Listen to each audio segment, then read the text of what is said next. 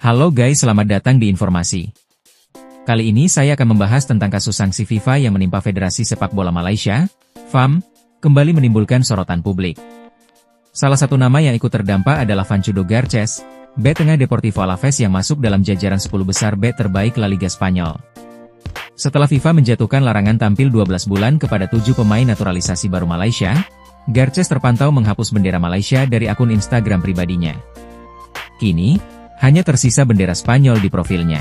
Langkah tersebut memunculkan spekulasi bahwa Garces tengah dilanda frustrasi atau bahkan penyesalan setelah menerima tawaran untuk memperkuat tim nasional Malaysia. Situasi semakin buruk setelah Deportivo Alaves melalui situs resmi klub mengumumkan pemutusan kontrak Garces tanpa menunggu hasil banding dari pihak Malaysia.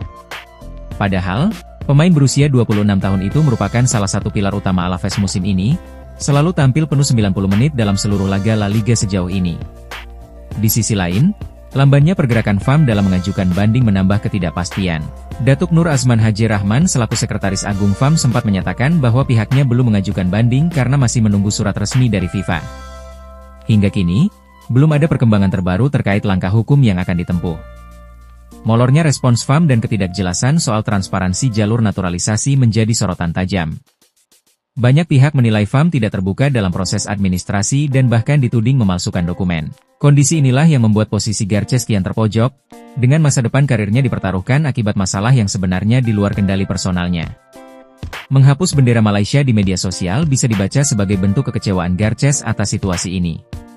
Entah sebagai sinyal protes halus, atau penyesalan karena menerima tawaran naturalisasi, yang jelas langkah tersebut menjadi simbol kegelisahan seorang pemain top Eropa yang karirnya kini terancam mandat. Kasus ini bukan hanya ujian bagi FAM dalam mengelola krisis, tetapi juga peringatan bahwa ketidaktransparan administrasi bisa membawa dampak besar bagi karir individu sekaligus reputasi sepak bola nasional.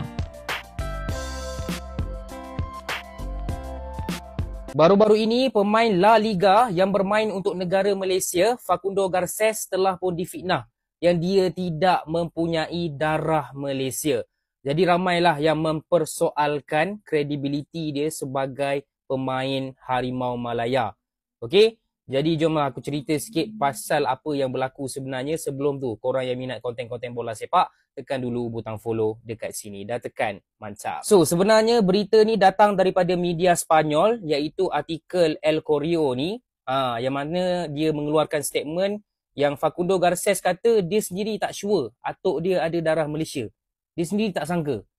Jadi mengeluarkan spekulasi lah. Dan spekulasi ini diperkuatkan lagi oleh siapa? Siapa lagi kalau bukan media-media troll-troll daripada negara jiran kita yang suka mengambil tahu tentang pemain-pemain warisan kita. Korang tengoklah sini, ada poster ni, ada media ni, kakek buyut lah apalah. Aku pun tak tahu kakek buyut tu apa. Korang boleh komen dekat bawah. Diorang pun cuba untuk memperkuatkan lagi hujah. Siap tag FIFA, siap tag player, siap tag tim Harimau Malaysia, kata pemain ini tidak layak untuk bermain untuk Harimau Malaya. Sehinggalah pemain kita sendiri, Facundo Garces, yang kena keluarkan statement yang benda tu tak betul. Hanyalah transcription error. Maknanya apa yang dia cakap tak sama dengan apa yang keluar dekat artikel tu. Ada juga masalah translation dari segi Spanish pergi ke English, pergi pula ke bahasa Melayu.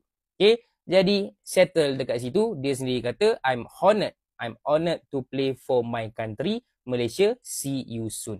Tak ada cerita. Tak ada apa-apa isu, tak ada apa-apa kontroversi. Khalas. Jadi ini adalah satu pengajaran untuk kita. Aku tak tahulah, orang Malaysia ni sebenarnya tak ambil kisah sangat pun pasal benda ni. Facundo Garces ni, entah kita tengok ke tidak entah. Ramai yang tak layan La Liga pun. Tapi kalau korang tengok dekat ruangan komen tu penuh dengan benda-benda yang tak perlu. Okay? Benda-benda yang menyakitkan hati pemain negara kita. Jadi untuk negara-negara jiran lain, tak perlulah nak ambil tahu sangat pasal pemain-pemain negara Malaysia. Sedangkan FIFA sendiri dah bagi tahu hari tu yang ini memang sah boleh bermain untuk Malaysia. Selagi FIFA tak kata tak boleh, tak payahlah nak sibuk-sibuk. Itu saja guys. Macam biasa yang nak support Wibro, tekan butang follow.